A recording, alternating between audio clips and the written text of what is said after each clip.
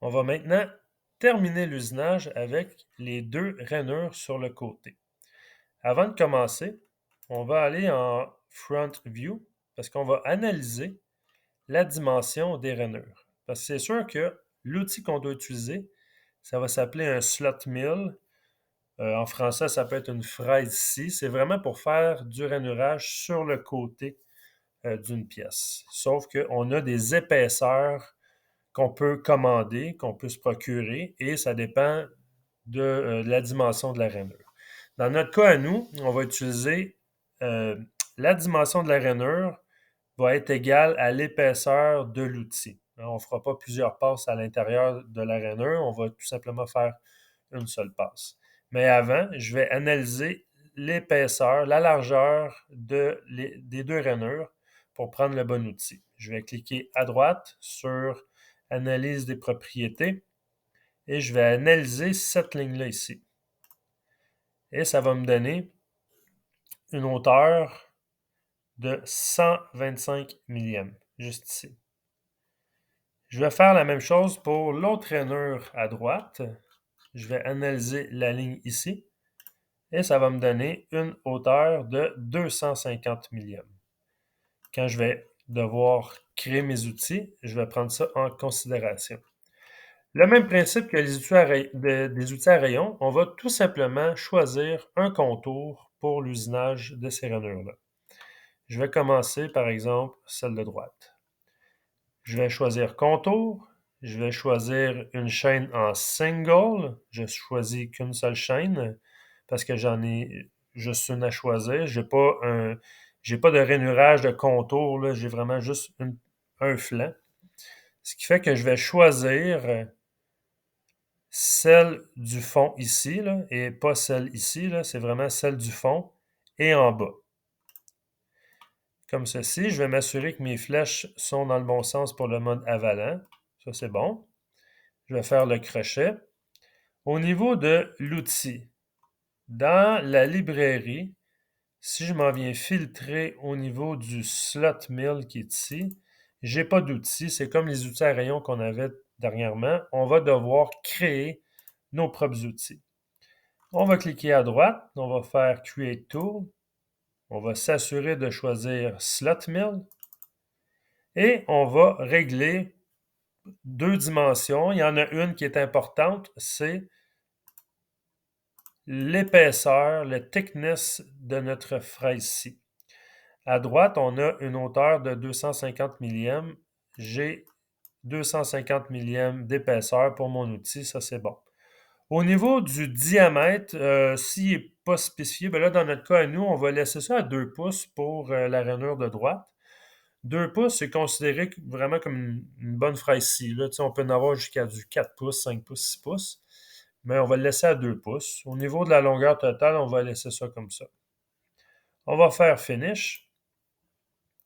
Au niveau du code paramètres, on s'assure qu'on n'a pas de stock to leave ni sur les murs ni sur le plancher. Au niveau du lead-in, lead-out, on va faire le même principe. On va ajouter une extension au début et à la fin. Et ensuite, le reste, on s'en va directement au linking paramètres. On s'assure qu'on a la clairance. Et au niveau du top of stock, on est à 0 en absolu. Ça, c'est bon.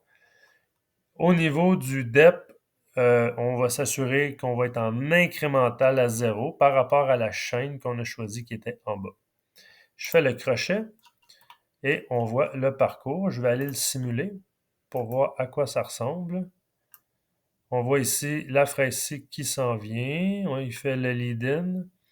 Et je vais arrêter juste ici. Je vais aller en front. On voit vraiment que c'est exactement à l'endroit que je veux faire ma rainure. Je vais continuer la simulation comme ceci. Et voilà pour la première rainure. La deuxième, ça va être le même principe, mais avec un outil différent. Je vais choisir contour. Je vais choisir single comme chaîne. J'en choisis qu'une seule. Et je vais choisir celle du fond en bas. Comme ceci. Je vais m'assurer d'être en mode avalant. Alors, je vais changer parce que là, l'outil tourne comme ça ici. Là, je suis en mode conventionnel. Je vais changer l'orientation en faisant reverse. Je suis en mode avalant. Au niveau de l'outil, je vais créer Create Tool. Encore une fois, un slot mill.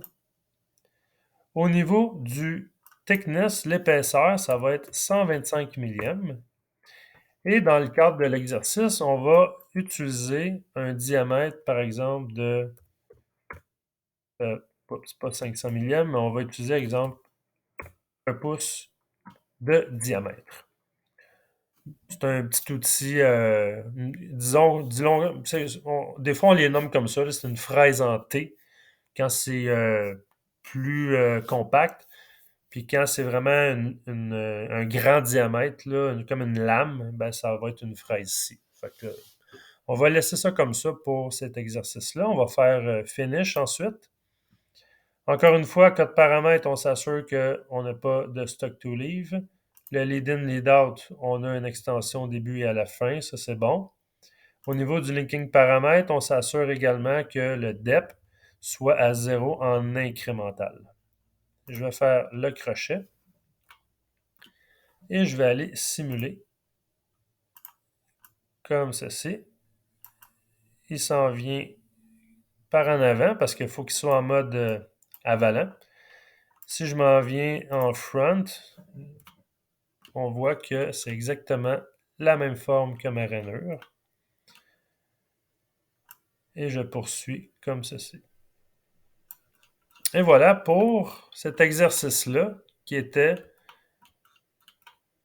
une révision du dégrossissage et de la finition, mais pour les opérations d'arrondi et de slot mill.